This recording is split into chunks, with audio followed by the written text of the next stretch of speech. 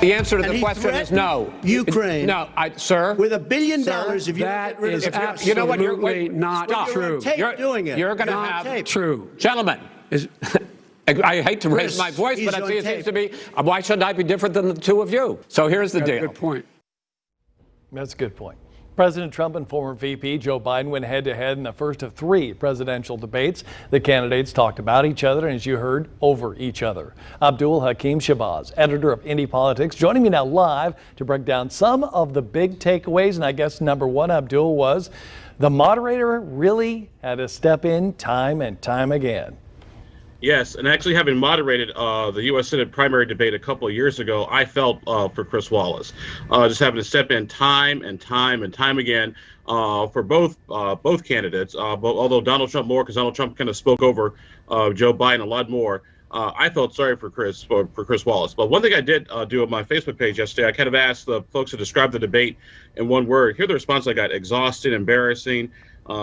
Traumatic, and a word that rhymes with cluster truck. So last night was just a complete mess, a complete disaster. So hopefully somebody will rein some folks in and maybe do a little bit better for the second debate. Yeah, I heard a description, which was that debate was 2020 in essence. All right. Yes, it was. The next topic, one of the big topics, law enforcement and race relations. Let's take a listen to that. Law enforcement, almost every law enforcement group in the United States. I have Florida, I have Texas, I have Ohio, I have Portland. The sheriff just came out today and he said, I support President Trump. I don't think you have any law enforcement. You can't even say the word law enforcement, because if you say those words, you're going to lose all of your radical left supporters. when Mr. Floyd was killed, there was a peaceful protest in front of the White House. What did he do? He came out of his bunker, had the military use tear gas on him so he could walk across to a church and hold up a Bible. And then what happened after that? The bishop of that very church said that it was a disgrace. The general who was with him said all he ever wants to do is divide people, not unite people at all. All right, we found a bite where they did not interrupt each other. What did you think of that exchange? I thought basically that exchange both played to their strengths. Donald Trump with law enforcement, with the endorsements of a number of police officers unions, which, by the way, they tend to endorse Republicans over Democrats in presidential elections. It's really nothing new. But I thought Joe Biden actually made an interesting point when he talked about having to clear the way for the church and the comments of the general. So from that perspective, that was an actual debate. We had a clear distinction between Donald Trump and Joe Biden. But it didn't last for very long, though. No, it did not. All right, the election outcome, that was one of the big ones as well. What would each candidate accept if they lost? Would they accept it? Here's that.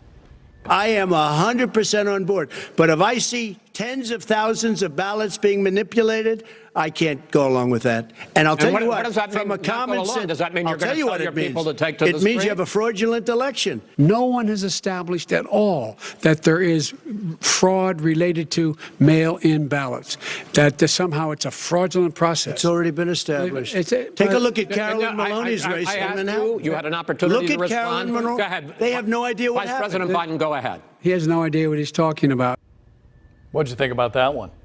That one I had to agree with Joe Biden. The president was just wrong on the whole concept of mail-in absentee ballot voting. It's been going on for years in this country. About 25% of the votes that were cast in the 2016 election were mail-in ballots, and even actually Donald Trump and he and his wife cast mail-in ballots in Florida. So for that, the president was completely kind of off kilter on the whole thing of mail-in ballots. But number two, the whole thing about would you accept the election results? It was very disturbing what the president said because he wouldn't say yes. That I found extremely disturbing. Aside from that, any gaffes from either of the candidates that really stick out for you?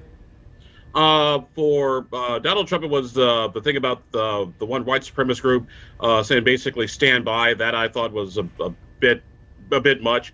And Joe Biden actually telling the president to shut up, man. That I thought was very unprofessional. Yeah, in relation to what you were talking about, they were asking, would Donald Trump condemn white supremacists? He said he would tell them to stand back and stand by. And then the moderator tried to get confirmation of what he meant by that. And we didn't get clarification, which has some people concerned, like what is next in the election if it doesn't come out how either one of them may want.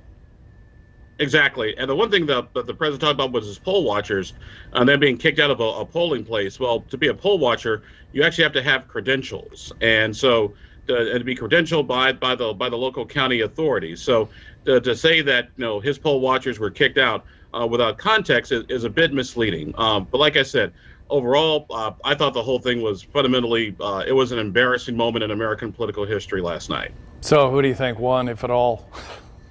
If I had to pick a winner, I would say it was Joe Biden, because the expectations for Joe Biden were so low. People were making jokes. Will he remember? Will he fall asleep on stage? Can a 78-year-old man stand there for 90 minutes without having to go to the bathroom and all that other stuff? So from that perspective, I give round one to Joe Biden. Like I said, we'll see what happens in the second debate. Well, especially early on, he did seem a little out of it, didn't you think?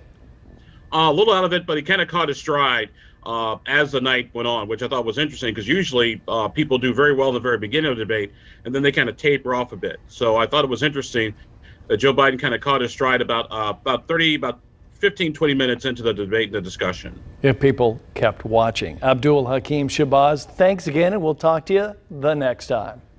Thank you. All right, Melissa, over to you.